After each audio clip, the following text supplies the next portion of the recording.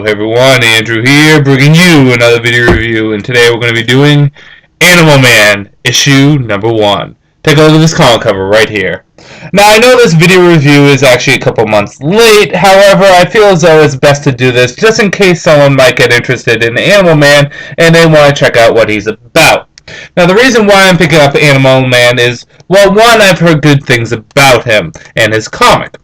Two is that I heard this ties into Swamp Thing, which is a comic that I'm enjoying thoroughly. And from what I've read from issue number 1, it does slightly tie into what's happening in Swamp Thing, or at least with some concepts and ideas with the green and with the rot. Now, for those of you out there that don't know who Animal Man is, let me give you a little bit of brief information. Animal Man's real name is Buddy Baker, and he has the powers and abilities to tap into any animal and adopt their powers. For example, the strength of a rhino, or the ability to fly like an eagle, or the eyesight of a cat. Powers very, very similar to Vixen. However, the difference between Vixen and Buddy is Vixen needs her amulet, while Buddy can just do it. However, on the flip side, I think Buddy needs to be within range of the animals. Based on what I read in issue number 1, they might have changed that and he can just tap into any animal at any time. I'm going to have to read more of the series to confirm this, but from what I can see, he can just go platypus, and he can use platypus power. Why, I don't know, but okay. Lion, boom, and he has the power of a lion. Like I said, he has very similar powers to Vixen. However, when it came down to Vixen or Animal Man, I always liked Vixen a little bit more. However, with that said, let's see if Animal Man issue number 1 can really turn me over and make me want to pick up this series regularly.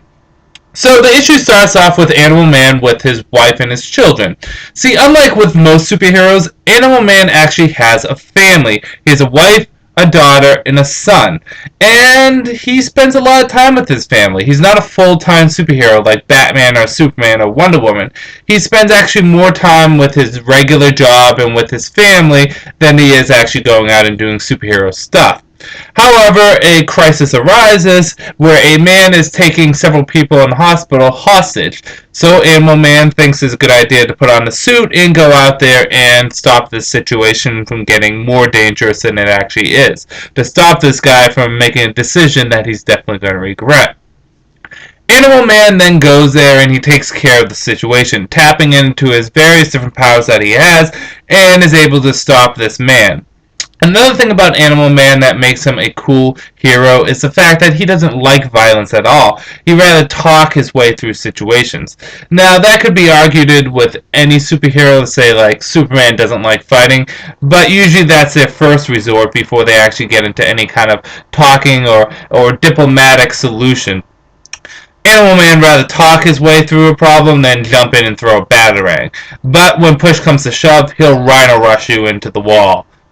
Anyways, once Animal Man comes home, he has a very, very vivid and disturbing dream, which involves the rot itself. Now, if you don't know what the rot is, don't worry. It's not like you have to go out and read Swamp Thing to understand what the rot is. But let's just say there's the elements of nature that is life, and then there's the element of nature that is death, and death is rot.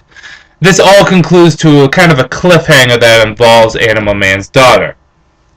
So, with that said, let's get into the good, the bad, and whether or not you should get it. Good. Well, when it comes down to this, the transition from it being a nice, lighthearted superhero comic into a horror comic, which is really what it should be, is very nicely done. It starts off where Animal Man is talking to his family and having a nice normal life and doing good stuff as a superhero, but then it gets pretty dark and twisted once we start to see what his dream is like, and then exactly what happens at the end with the twist with his daughter. Animal Man, he has a cool costume, he has cool powers, and he gets to demonstrate all of it right here. We get to see how his powers work and exactly to what extent he can use his powers. Several different story elements are set up here, which is good. We have the stuff with his daughter, we have the stuff with him bleeding out of his eyes, and just on a whole, stories are established here. And this is a good introduction for people into Animal Man that haven't read him before. Bad. Well, there's not too much bad about this. One complaint I did have is, although the art is good for the sake of horror, at some points the art looks a little off. For example, there's one picture of Animal Man from a distance, and I couldn't tell what his face looked like because it was just kind of chicken scratched on. So, at certain points the art is good, at certain points the art is bad.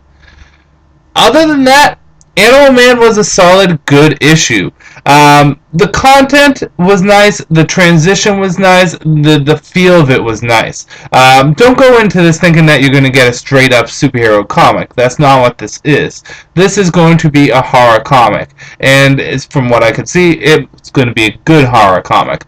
So if you're looking for something different and new, give Animal Man a shot. Although I have to say Swamp Thing is doing horror a little bit better than Animal Man is, hey, they're both doing good. So give Animal Man a shot. With that said, this is Andrew saying peace out for now.